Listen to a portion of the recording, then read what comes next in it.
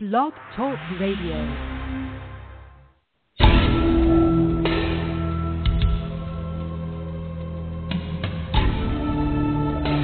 You are now listening to True Murder, the most shocking killers in true crime history, and the authors that have written about them.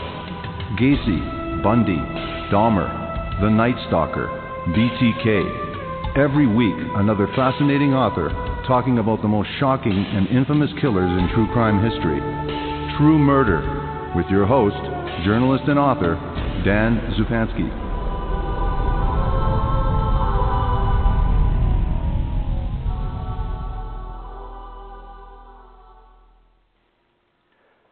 Good evening. On a sunny September morning in 1930, 6 men entered the Lincoln National Bank in Nebraska's capital city, armed with revolvers and Thompson submachine guns. In 8 minutes, they emerged with more than $2.7 million, the largest take of any bank heist in history. A nationwide search for the bandits would lead Nebraska authorities through the rough gangland streets of Chicago and East St. Louis, and deep into the heart of the Capone organization. The Great Heist not only chronicles the search for the bandits and the trials that followed, but the incredible story of how they got the money back. The book that we're profiling this evening is called The Great Heist, the story of the biggest bank robbery in history. With my special guest, journalist and author, Jeff McArthur. Welcome back to the program, and thank you for agreeing to this interview. Jeff McArthur. Sure, Thank you for having me, Dan. I really appreciate being here. Thank you very much. Another incredible tale with an incredible cast of characters. So let's get to my favorite question. How did you come to write this story? I know you look for incredible stories, but tell us where you live, where you reside. Tell us about your father, your grandfather. Tell us about the incredible story behind the story of the Great Heist. Sure, yeah. I'm from Lincoln, Nebraska, where it happened, and it was little known even there. At the time, it was front page news and everything, but it's sort of been a forgotten story. And the only way I learned about it was my father and grandfather, who were working together, actually on the case that my other book was about. My grandfather just sort of one day casually turned to my father and said, the largest bank robbery in history was here in Lincoln, and it was Al Capone's long-lost brother who helped to get the money back. And my dad, in his infinite wisdom, just went, "Is that right?" and kind of went back to what he was doing and never asked anything more about it. And then he casually told me about it years later, after my grandfather passed away. And I said, okay, and he's just like, I guess I never asked about that. And so I had to kind of go out and figure it out myself, but just started doing research on it and started finding more. This story just grew. At the beginning it was like, oh, okay, they got away with the money, and somehow they got it back. Okay, well, now Al Capone was involved. Wow, okay, then the long-lost brother, okay. And then as I learned more and more, it's just all these cast of characters grew, all of this stuff, this hunt, national manhunt. It just wound up becoming one of the most, and in terms of the stories as well, as I was going through the archives of the newspapers, like I say, this was front page news every day for weeks, and yet somehow it just kind of got forgotten.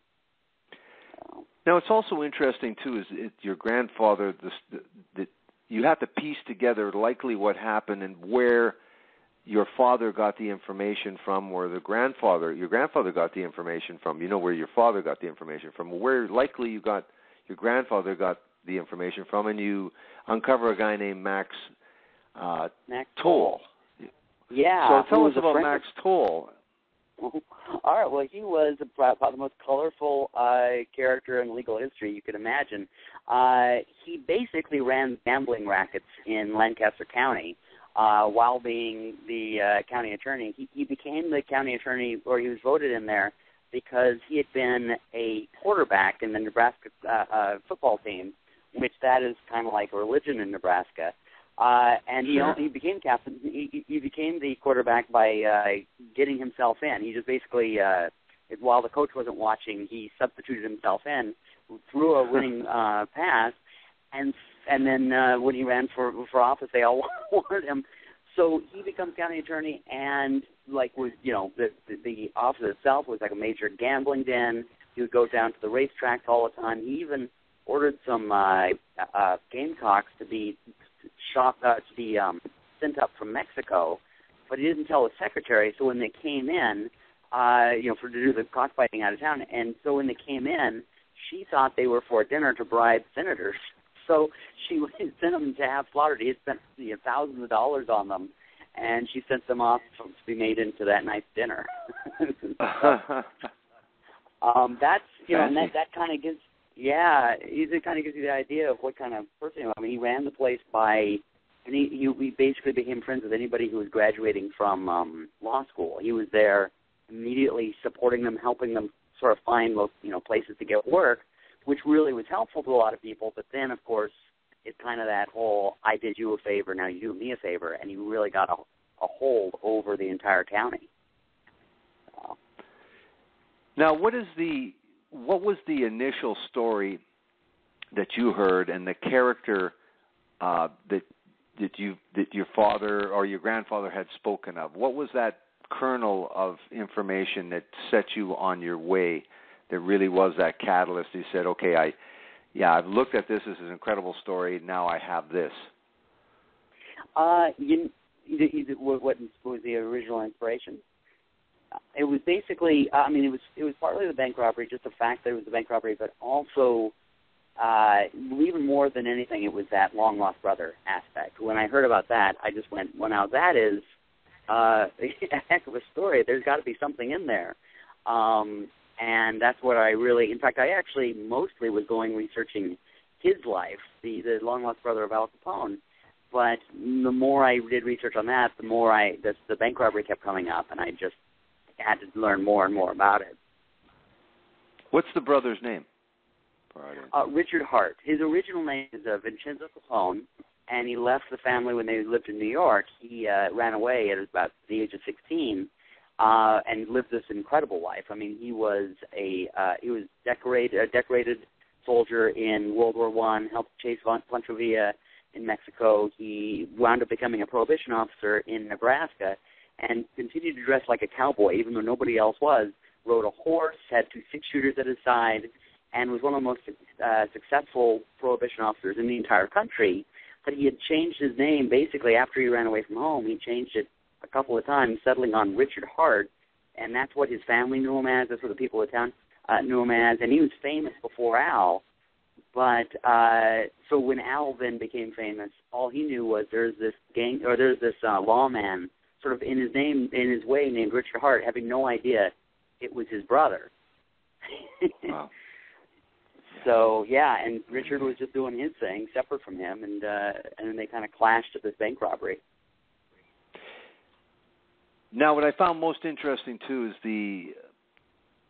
when you take us back in history, is the state of policing at that time, previous to 1930. But more so what you explore is the actual laws at that time. This is pre-FBI. It was called the Bureau of Investigation, so it was not the Federal Bureau of Investigation, and it did not have an incredible amount of power. So even talk about the kind of firepower or our firearms these guys had and had the ability to have and use. So tell us about a little bit about, at that time, the state of policing and the state of basically fighting criminals at that time. Yeah, well, the criminals had really outrun and outgunned the police in a lot of places. The Thompson submachine gun had been invented for use in World War I, but the war had ended before it got out there. So the guy who had built them, or the company that had built them, needed somewhere to sell them, and the gangsters were all for, buying that, whereas the U.S. government didn't, get them so much. So you wound up with a lot of the police going around still with pistols and the criminals going around with machine guns. So when, for instance, when this bank robbery happened, they went in there with machine guns, with, basically very well armed. The officers in the town, they, not only did they only have pistols, but when they went to check out the bank, they would have used the squad car, not one of the squad cars, the one squad car they had, but it was in the shop. It had broken down for some reason that morning. So they had to. One of them took a motorcycle, the other one had to walk, and that's basically what they had to work with against well-armed and well-organized criminals. Yeah. Well, okay. Now that you've talked about it, let's talk about the whole thing in terms of. Let's talk about this incredible heist because. Again, the police are called, but we have to explain how it is that they are called and the action of the actual 6 men. And I'm a little confused despite everything, so maybe the audience will be as well. There was a lookout, and there was a driver, and there was 5 men. Tell us about that. But tell us about the actual robbery on that sunny September morning in 1930 at the Lincoln National Bank.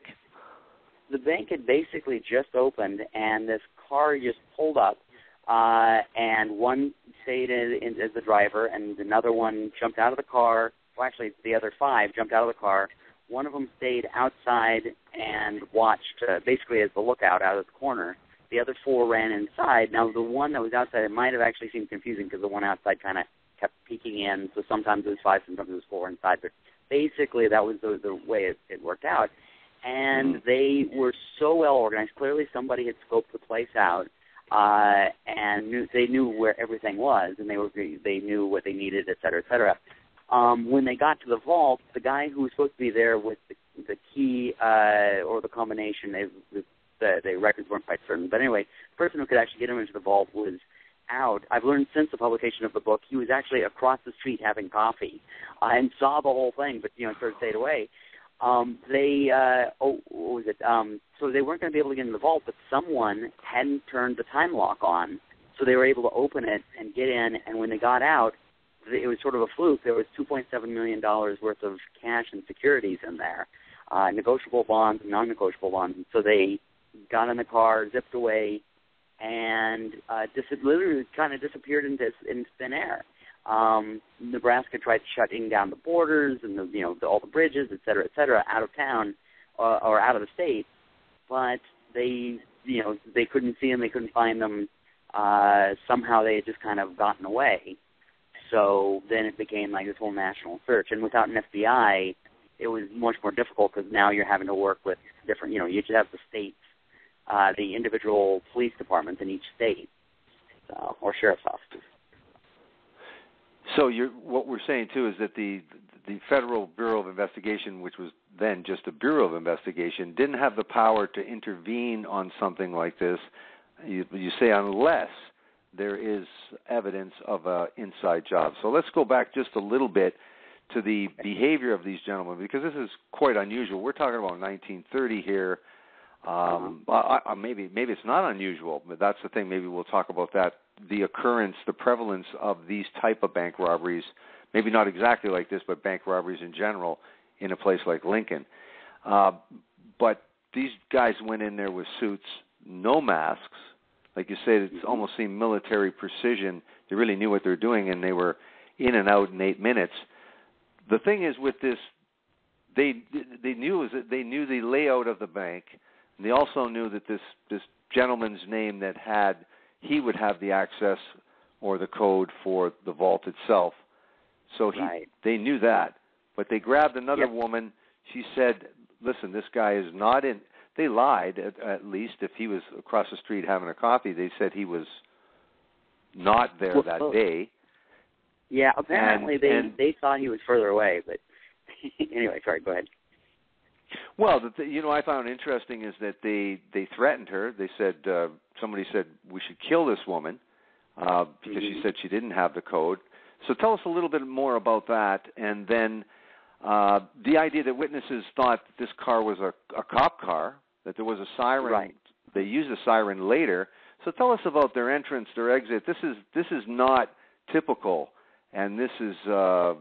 So tell us just a little bit more about that and the experience with the woman, and must have been terrifying for her. Oh, yeah, I can imagine. And I think that they actually, everybody in the bank thought he was out on business. What happened apparently is the guy, even when he came back, said, yes, I was out on business. But since the book has been published, the person's descendant has emailed me and said, yeah, he was supposed to be out on business, and he always told everybody that. but actually the family secret for all these years has been here's across the street. So these people were risking their lives, and I guess that's why he didn't tell them. He's like, you guys were, telling him you didn't know where I was, and I was over having coffee across the street. So it was like kind of kept, hush-hush. Anyway, but yeah, the way they went into, you're right, there had been a whole rash of bank robberies, particularly in Nebraska that week. It was, basically this was the start of the Great Depression, and this is kind of when a lot of those bank robberies started, a lot of organized crime places and even smaller groups. I mean, it's when the age of Bonnie and Clyde and, all of those guys. But this one had, like I say in the book, sort of a military precision to it. I mean, they were so organized. Everybody knew exactly where to go. It wasn't like them getting in there and, like, figuring out where to go. There was no chaos. They all had a very specific place to go. They got everybody on the floor. And everything was a clockwork. And there was even one of the guys was giving, like, amounts of time. Okay, this much time. Now it's been this much time, et cetera, et cetera. They asked for one specific person. Like I say, he was out. And the woman was trying, several people were trying to say that, look, he's gone. There's no way to get in the vault. So they just grabbed one woman and said, you help us get into the vault. She, of course, is petrified because she can't get him in there. She isn't lying to them. She's not trying to hide anything. So they take her back there. And like I say, it turns out the vault is open. I forget the exact reason, but one of them actually does say, yeah, just go ahead and kill her. And these were ruthless killers, and it turned out to be some of the same guys who committed the St. Valentine's Day massacre. Now, they, of course, at the bank had no idea, that they didn't know that's who they were, but it's been proven later, yeah, these guys were ruthless. They would have just killed her. But it just so happened by that point, the second cop had come along outside, and they were like, you know what, guys, it's starting to get a little bit hot here. Let's get out of here. We got everything we need. So they just loaded everything and rushed outside, got it into the car. And again, it was one of those things of just pole position. I mean, they did like a whole line of them, handing from the door to the door of the bank to the door of the car. One of them jumped into the car, the others handed the money out and jumped in. And yeah, they had a siren so that they were able to rush away, which was one of the signs that later on when they were like figuring out this was those gangsters who did the St. Valentine's Day massacre, because it was the same kind of thing. They had driven up in a cop car, done the murder, and then they got away. In this particular case, they did something very similar, where they disguised their car as a police car and drove it on out of there. But it was, to me, the funniest part is that here they jump out of the bank, they're rushing, they're all this military precision, they hurry away, siren blaring, and they get to a red light and stop. They were like almost polite gangsters, and then slowly took a legal right turn. But I think that's how they got away. It was they just merged with traffic and faded into the way everybody else was. So. Before we get into that, a little side story that's very, very interesting and right out of movies. I'm sure somebody used this already, or they will. Is W.A. Selleck is the bank president, and he is not in the bank originally when they say everybody on the floor, and at first somebody thinks it's a joke, and so they give him a butt end in the head, and he goes down, and now everybody goes down, so everybody's on the floor. But the bank president, he comes to this late. He comes out of the office. He had recently had a birthday. And so he thought very much that they were joking, but they said, we are not joking, but he thought they were really joking, but really good at it. Tell us a little bit about W.A. Selleck. Yeah, I'm glad you bring that up, because I forgot to mention that. Yeah, that's one of the most bizarre parts of the story is nobody took them seriously. Everybody just thought they were kidding. Then they beat a couple of people across the head until they went down. Then, yeah, as you say, W.A. Selleck came out of his office late, sees what's going on, and he's like, this is good, guys, but, we got to get to work. The bank's open now. And they're like, no, we're serious. And he goes, yeah, no, seriously, you guys have to leave because we got to open for business. And he just would not realize this was serious until one of them beat him down, almost, just apparently beat him pretty badly, even once he was on the ground, to kind of show everybody how serious they were. But then, even when one person escaped from the bank and another person almost got caught when she was walking by the bank, almost got grabbed, She ran across the street because she saw what was happening, ran across the street, told this other guy to call the police. When they called the police thought it was a joke. And they were just like, this is for serious business only. And they're like, no prank calls. Like, we're not joking. Get down here. And so that's why one of the officers they sent down was a junior officer, a guy who was intended to go and basically, slap up kids who were pulling pranks. So everybody along the road thought this was a joke. Now, in terms of witnesses, they had witnesses to say that it looked like a cop car and it looked like there was cops inside and then when they left. But in terms of direction and where they could have likely went and any kind of leads, tell us about the police manhunt. Well, essentially, yeah. I mean, initially they should have taken it more seriously and gotten down there, although who knows what would have happened at that point. But basically, when they finally realized it was serious, they apparently got into, the way it was written was it said they went and got into their cars. Now, it had already said that the one cop car was broken down, so it must have been their own vehicles, and drove down, or a vehicle or whatever, drove down to where the bank was. By that point, it had gotten away. They tried asking around, but there were all these different stories. They were in different parts of town or whatever. Immediately, they, called out. They had, they had an airplane or two to go out and searching. It became a state matter immediately, and so they closed down the bridges, closed every single border, et cetera. And they figure, especially, they'd be heading to Kansas because, that's the closest area. And they just went around questioning everywhere in town, and they just kept running across.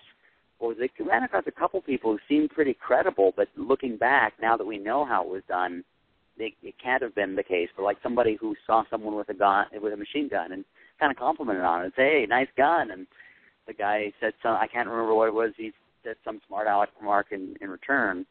But it was just, unfortunately, it was one of those reports everywhere. But as we now know, and I'm not sure if I should give it away because it's the last chapter of the book, years later, the widow of somebody who knew the gangsters revealed that, basically how they did it. But don't give it away. Yeah. Don't give it away. Yeah. All right. Now the thing is that so the police don't have really too many leads, but they do have this Iowa license plate, if that gives them any kind of help at all.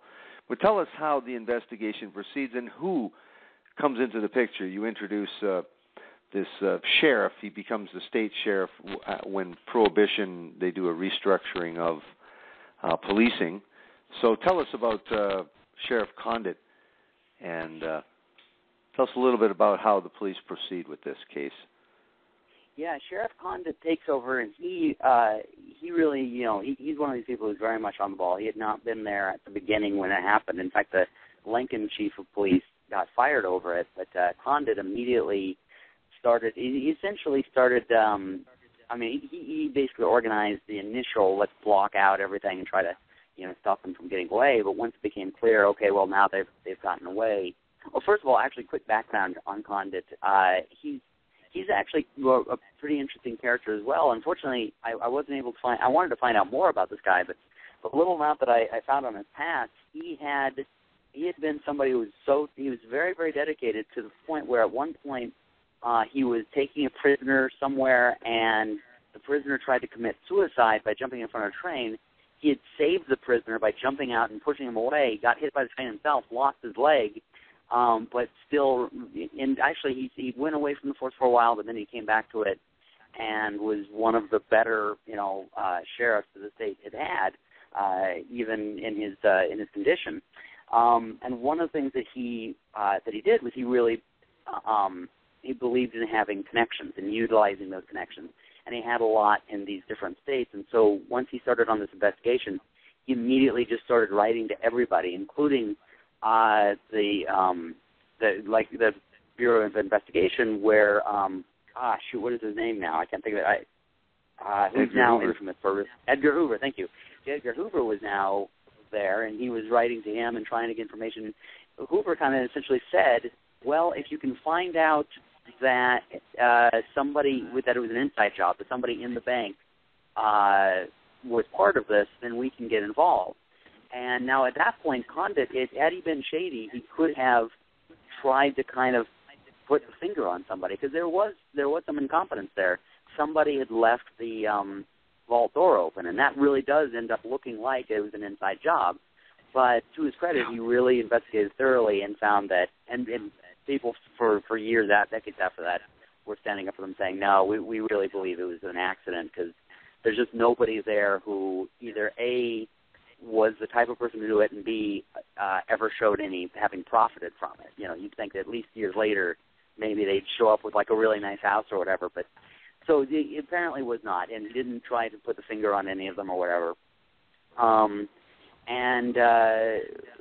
Let's see, I'm trying to think of. Essentially, he wound up empty-handed. I mean, he had sent, as he put it in one of his letters, we've turned over heaven and hell here and can't find anything. But, of course, there were so many suspicious characters in so many states that, like I say, at this time, this is when a lot of bank robberies were starting to happen in all kinds of areas. And he started really looking at Texas as a primary source, because there was a lot going on there. A lot of sort of organized crime starting to take place down in, like, East Texas, Oklahoma, that kind of area. But he could not get any solid leads, and that's kind of when Mac Toll, the county attorney, came in.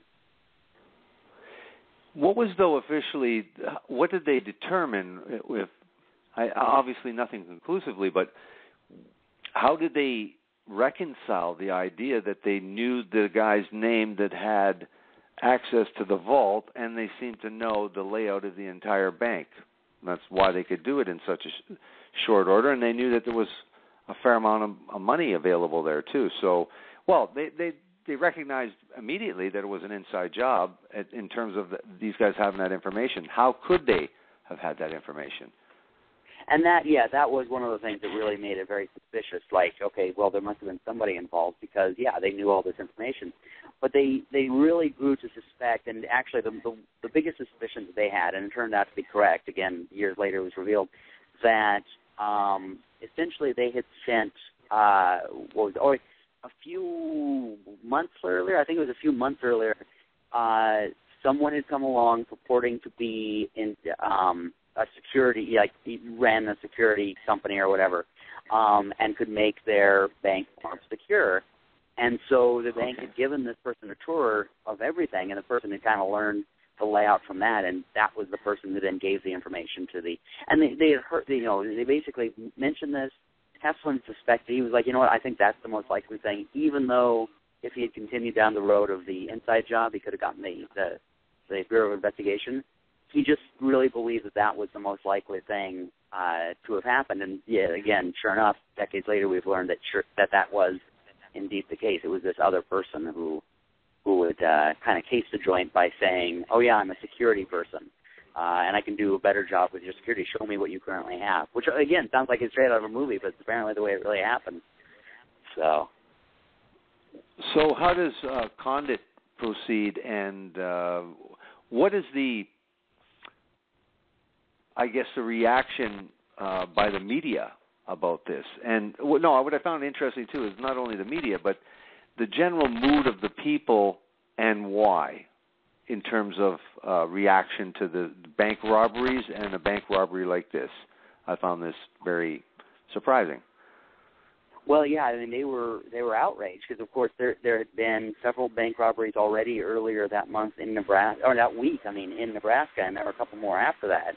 And they were upset about how this could happen, and it was so much money that this could really bankrupt the area. I mean, this was like the beginning of the Great Depression. You didn't have the FDIC insuring a lot of money. It was going to put a lot of people, make a lot of people destitute, and so the bank itself ended up having to close, having to basically go bankrupt. Well, there's another term for them going bankrupt, but you know what I mean. Because they ended up having to shut down. But we were just talking about him. Selleck was he was somebody who really had a lot of credibility. He did not want to, or integrity is the word. He really was concerned about the people. And so he worked tirelessly to get them their money back. He started working for another bank, and he would just basically take, at times, his own money to make sure that people got their money back. And he was doing that, for a while until they finally got the real, amount of money back. But, he really he wanted to make sure that people weren't hurt by it. But, of course, they were, and they were very upset by what it was doing to their economy and that this could happen there. And it was very frightening, too, that, such armed criminals could just enter the middle of town, broad daylight, and do this. And so, and of course, that the police were so under-equipped, and so there was a big outcry for that. So that's when a lot of things started happening. Like they got radios, they got better weapons, really started to arm themselves. And this not only happened in Lincoln, but other places too, because this was huge news. So other banks across the nation started arming, or police departments across the nation started arming themselves. Wasn't there sort of an attitude from a lot of people, though, that had been, it almost seemed parallel now, that the banks had done some shenanigans and people had been burned. So there was and you said a lot of people didn't really have any money in the bank, and so there was a sort of an animosity, to say the least, about the organized banks, and then a sort of romanticism about some of the gangsters. Was there a little bit of that at that time? No, not quite so much here, but in general, there was a feeling around the nation of, kind of romanticizing the criminals. You see it from a lot of the gangsters of the time, or the bank robbers of the time. There was one in particular, trying to think of his name. There was a movie recently made, actually about 5 years ago, maybe 6, 8, something like that, with Johnny Depp playing Dillinger. Dillinger was a really good example of it, in that the people were more on his side than they were the cops, even though he was robbing the banks, because so many people had lost their money to the banks, and the banks themselves seemed fine. There was kind of a cheering on of bank robbers as well, and a lot of them became sort of folk heroes, and that sort of thing.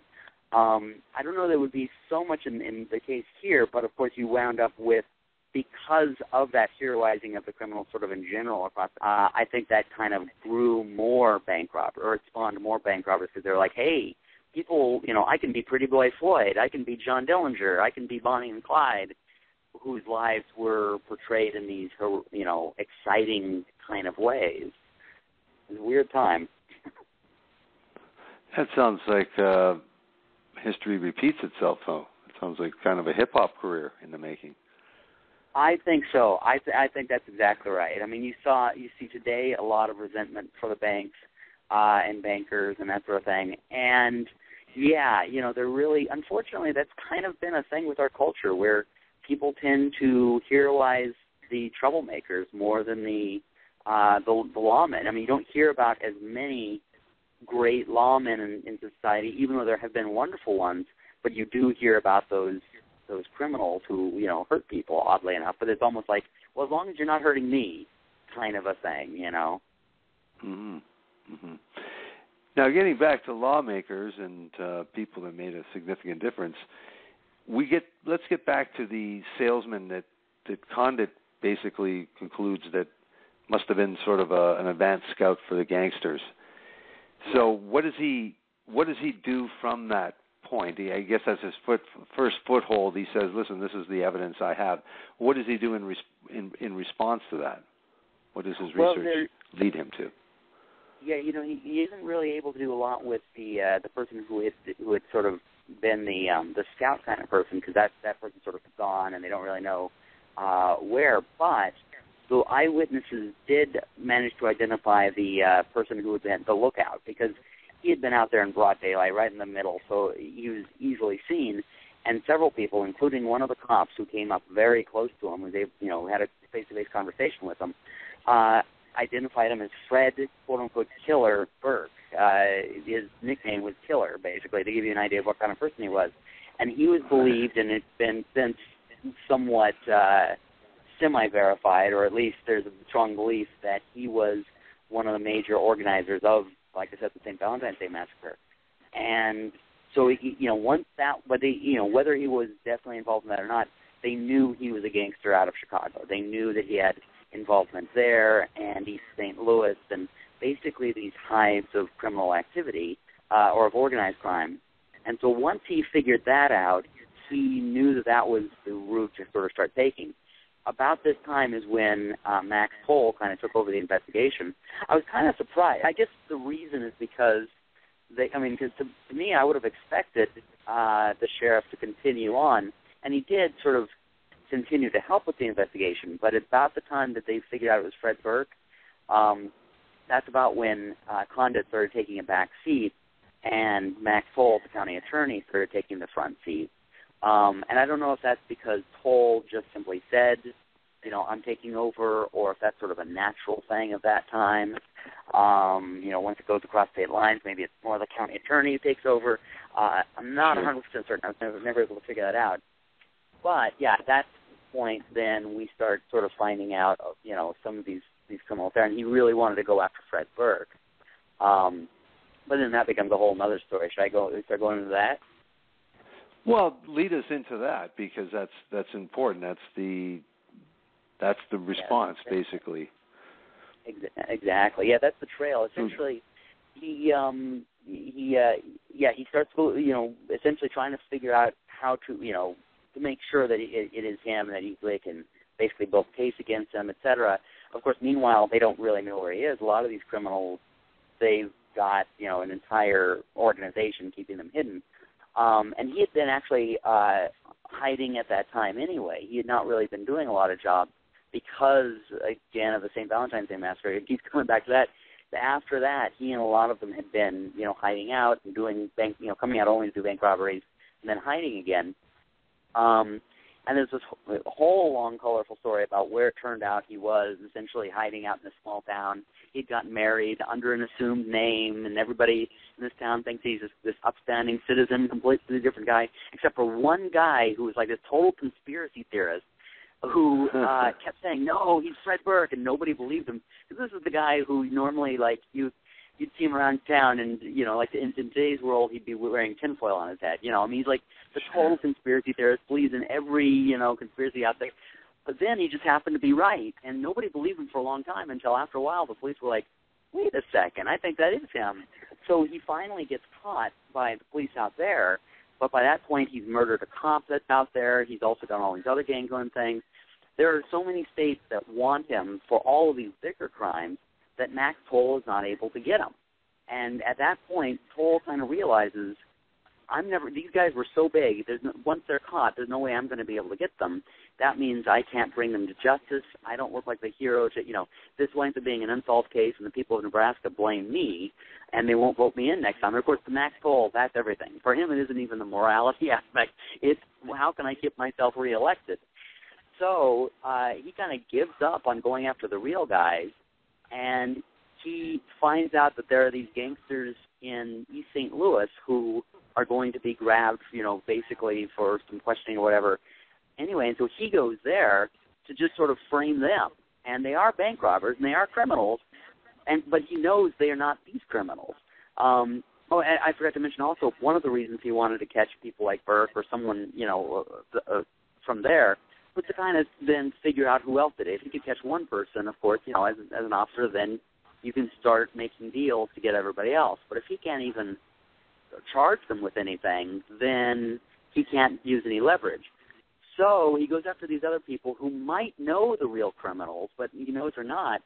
He charges them, starts shaking them down to try to get the information from them, and brings them back to Nebraska, starts sort of manipulating the witnesses into pointing the finger at them.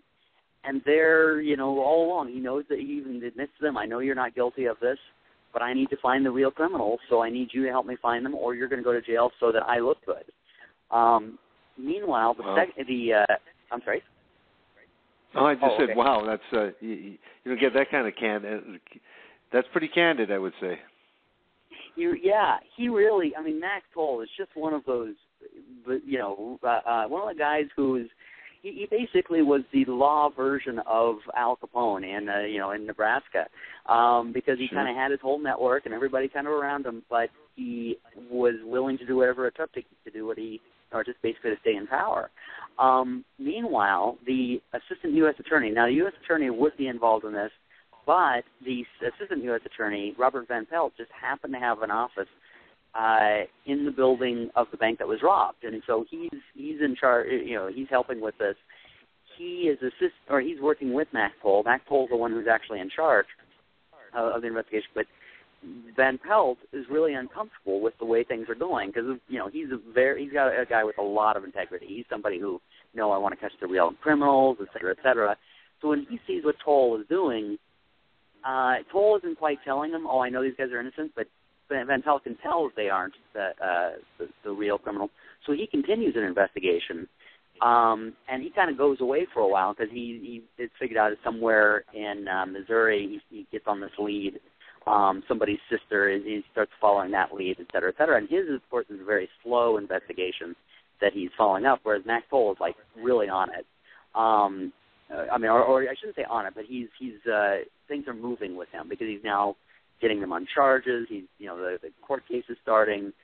Everywhere they go, there are huge amounts of armed guards everywhere they go. The press is on it. In fact, the newspapers themselves were referring to them as the gangsters, not the suspects, but they would refer to them oftentimes as the Gays. So, and that's where that kind of goes. And then finally, you get to the fourth guy named Gus Winkler, who is Al Capone's favorite. He's one of Al Capone's favorites to take over after he goes to prison, because by this time it's kind of becoming clear that he's going to go to jail for tax evasion, and so he's kind of grooming this Gus Winkler to be one of the people who really takes over the organization. Well, Winkler winds up in a car accident, and while he's unconscious, he ends up kind of muttering about the bank robbery, sort of in his sleep. He mutters about the Lincoln bank robbery, and apparently he wasn't involved in it, but he knew the people involved in it. And so you can imagine Mac Toll's right on top of it. He's charging the guy. He's, starting to build a whole case against them. And he basically says to Winkler, look, I know you didn't do this, but if you don't get me the money, get me the guys who did do it and the money that they stole, you're going to spend the next 20 years in jail.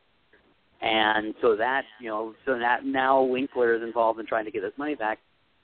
Capone, being wanting to have him out of jail, he starts helping, and now you have Max Toll, the Lancaster County attorney, and Al Capone working together to get this money back. Yeah, amazing.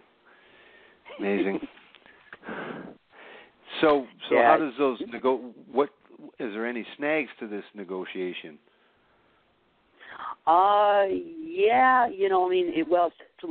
It's the amount of first of all, a Toll put them on to was it $100,000? I have to look at it. I believe it was $100,000 bail, which is a huge amount of money in 1930. Oh, by the way, I should mention that this $2.7 million that they stole in today's money would come out to $32 million. The amount that for bail was so much. I believe it was $100,000. Comes out to more than $1 million today.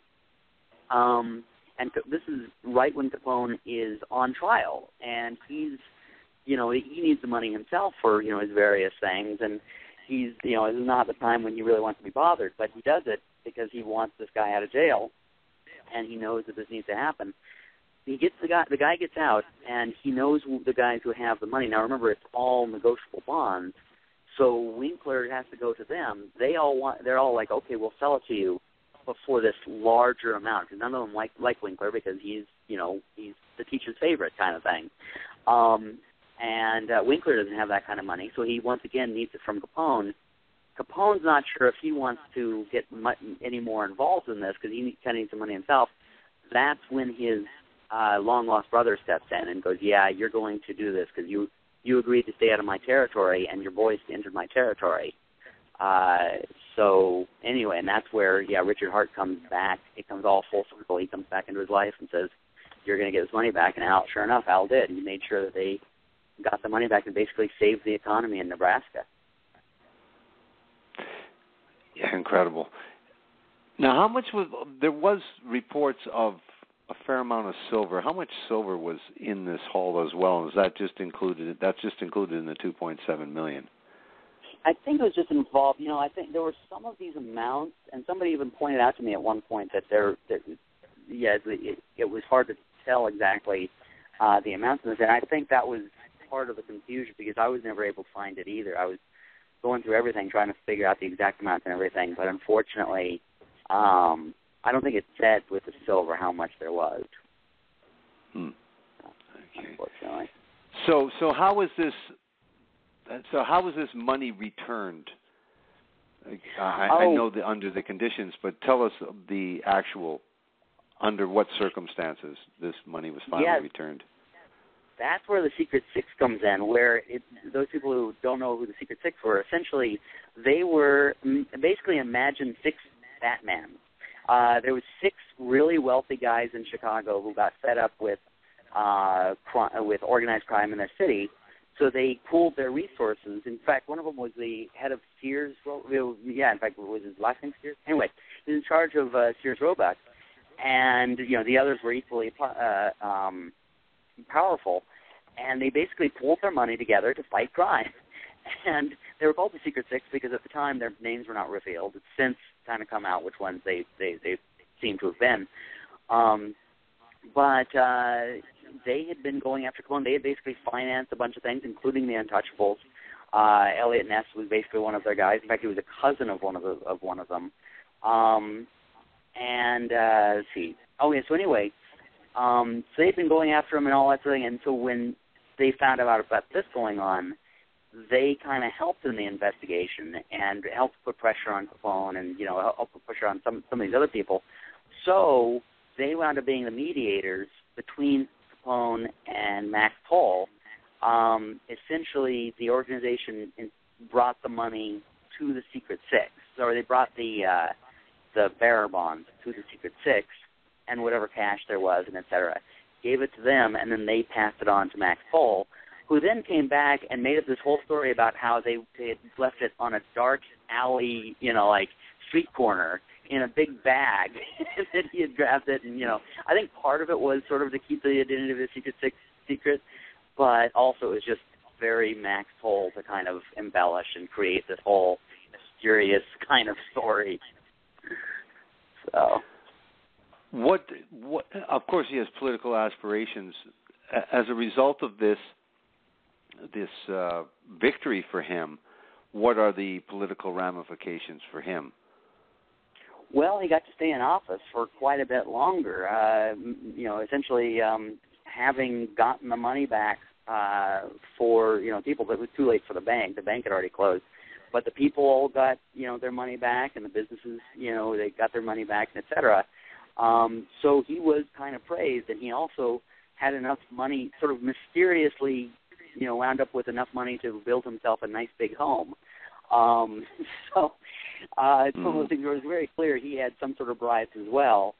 He continued to have power in Nebraska until a couple decades later, when my grandfather sort of accidentally ended up getting him or caused him to lose an election purely by accident. He was trying to help him, but he wound up.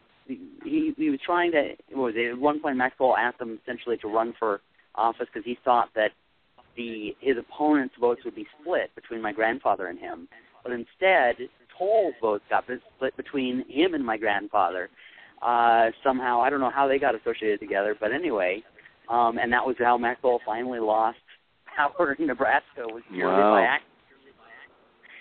Thanks to your relatives. Yeah, and that's how we believe that my grandfather finally learned the story, was because even though he knew Toll was just a crook, and my grandfather was about as far from that as you could be, he kind of liked the guy, and that's kind of the way it was with everybody. That's why I kind of compare him to Al Capone, because you look at both of them. You look at someone like Capone, and he was so well liked by people, even though everybody knew he was a criminal. And it was the same with Toll. So many people liked him, and he was such an enjoyable guy. But they were like, yeah, but he'd steal your watch when you weren't watching, Mm-hmm. How did the media play this? How did the story play out in the media? What was their take on this entire ending of this story? The ending of it, it was one of those things because of the fact that essentially once he got the money back, he had made the deal with Gus Winkler that if you help me get this money back and get at that point he wasn't even trying to get the real guys, but he was like, if you can get me the money back, I'll release you. Well, once the money was back, all of a sudden, because Winkler made that deal very secretly. Once the money was back, all of a sudden Winkler was like, oh, you know what, we found this new evidence that says that he didn't do it. And these other witnesses, they're not very credible, even though they're the same witnesses that put the other people behind bars. He's like, oh, they're not, this guy really isn't, or these witnesses aren't really credible for, Gus Winkler. And so it became very obvious and very clear that he had made a deal with Capone. And the mayor was, mayor and the governor actually, I believe we're not happy with him. And it wound up being like this big fight. Ironically, if anybody knows about William Jennings Bryan, and who was one of the sides of the Scopes trial, that was a whole historic incident of itself. It was his brother was in office and was very much a critic of Toll, and they wound up having this big argument. And the person who kind of came in between and sort of mediated it was the father of the head speechwriter of John F. Kennedy. So you had all these people who wound up being, in some way, very famous in their own right. But anyway, so there was this big debate going on between the three of them. But Toll got to stay in. While people were very uncomfortable with what he did, and it was very blatant what he had done, and the press was sort of against him. Then the people were sort of unhappy with what he did. At the same time, they're like, but he saved our economy. So they voted him in anyway, even though the press just continued to be more and more critical of him through the years, but people just kept voting for him anyway. What was the fate of Al Capone's brother, Mr. Hart? Well, that actually you'll be able to see more of in the next book. That's one I'm actually coming out with at the very beginning of next year. He continued to live in Nebraska. He was, like I say, one of the more successful prohibition officers in the country. Wound up being a BIA officer, then just settled down in Homer, Nebraska, which is a real small town, and raised his family, and he had a few other kind of exciting adventures, but it's like I say, a very long story and stuff like that. But it goes on pre-sale in October. It'll be called Two Gun Heart. Say it again. Sorry, the title. It's going to be called Two Gun Heart, which is basically the number two and then Gun Heart, because that was the nickname he went by. Apparently, because he went around, with his two pistols at his side, and his last name was Hart, so they gave him the nickname Two Gun Heart. And what happened to Sheriff Condit? What was his fate?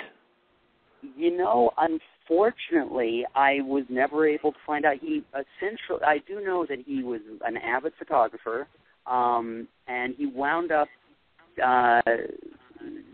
becoming kind of like his big hobby. He was, continued as sheriff for a while, and then apparently what he got known for in his later years was his photography. He took pictures of all of his own items from, the police force and of the police force. Apparently they've actually been on the gallery in Lincoln, etc. And it's all in this one person's private collection.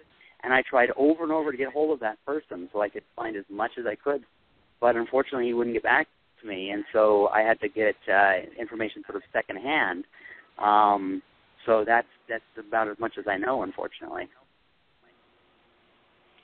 And the three accused, what was the eventual fate of those people as a result of this? Well, one of them wound up beating the rap. His lawyer, it's going to be a whole story you'll almost have to read about, but essentially they found a way to the first two who went on trial were both convicted, went to jail for 20 years. One of them died in prison.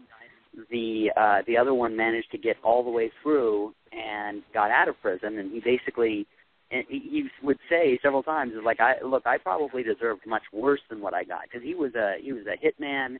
He had murdered people. He had robbed other banks. but he was always like, but I probably got off easy, but I didn't deserve to go to jail for this one robbery. This is one of the only things I had not done. The third one, the third trial that came along, the lawyer figured out this very clever way to get around things and managed to make it so that they couldn't prove that he had actually he made them prove that the bank had actually been robbed in the first place, which was a bizarre kind of legal maneuver, but he managed to get him.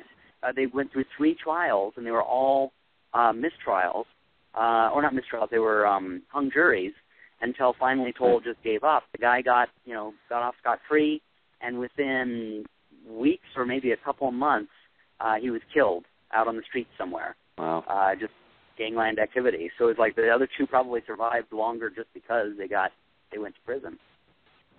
Wow, incredible. Yes, incredible side stories to the basic story. Wow.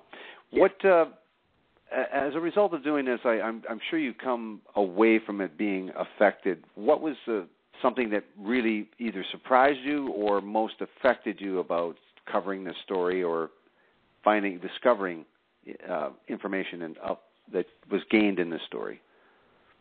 The really good question. That's, I'd say it's the fact that it was front page news. I mean, you should have seen when I was at the Historical Society, because I expected to go there and just maybe find a little bit of information. Since it has been so buried and lost in history, when I went to the Nebraska Historical Society to look for the newspapers, that this was, like a newspaper article, I figured maybe I'd find a story about the bank robbery, and then somewhere else there'd be like a side story on page 12 or whatever, So I went there expecting that. Instead, I go just into the basic area and front page news every day, and like additional information inside of the paper. And there were like pages dedicated to this in the trial. They had the entire transcripts written inside, these whole pages.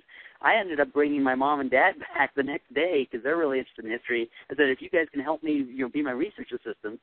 So the 3 of us were at different microfilm machines, and you could just hear us throughout the whole place going, oh, my God. And he was exclaiming through the whole thing about we just couldn't believe how expansive and huge this story was at the time, and yet nobody knows about it today. And here was the largest bank robbery in history, and yet it's not listed. Mostly because those records started being taken in 1935 along with the FBI. But because it was before that, nobody knows about it. And we're all just like, how is it my grandfather was the only person who knew about this? Well, thank God for your grandfather. That's certain. It's amazing, though, so that it seems to be a phenomenon, too, that some people have done some historical incredible crimes like Harold Schechter, and he has said the same sort of thing, that some of these stories are huge at the time, but really disappear for some reason. So it is great that you had the good journalistic sense to pursue this, and the end result is this incredible book, The Great Heist. So I want to commend you on that, and incredible, fascinating read, too, and quite funny in some of the things, how completely ironic some of these things are that occur. Yeah, it really is. There's a lot of the ironies, and I hate to laugh about bank robbery, and sometimes people are killed and stuff, but it's just so bizarre. I can't do anything else but laugh. It's just the most bizarre story I think I've ever heard.